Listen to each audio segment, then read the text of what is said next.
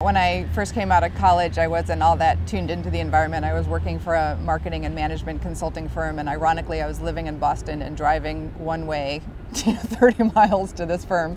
And I was coming home and I was reading things like Environmental Defense Fund newsletters and thinking, what am I doing? Why am I helping companies buy other companies? And it was around then that I started making the shift. And when I moved to Seattle, I wanted to work in the environmental field. And bike commuting just became something that I probably came into as I learned more. So when I learned that the reason Mount Rainier was 1/3 less visible than it had been the 8 years before, and the largest reason was driving, I started wanting to engage people in thinking about their choices and thinking about how much they drove, as well as making changes in my own life. Seattle has a bike master plan, and what we want to do is make Seattle one of the most bicycle-friendly cities in the nation. We want to triple the number of people that are biking between 2001 and 2017.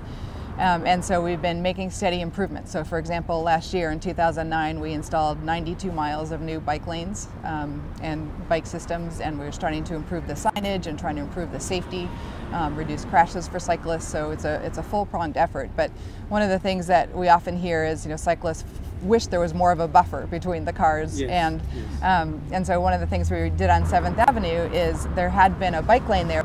There used to be 2 travel lanes for traffic in each direction, and we changed that to 1 travel lane in each direction, which then gave us room to paint a buffer of 2 feet, and then a bike lane, and then the parking. So it separates the cyclist from the parking and the driving cars by 2 feet with just a painted buffer for now. You'll see segments of green across places where we're driving in. So if there's a driveway, there's a section of green to signal to a driver you're about to cross a bike path to try to raise more awareness.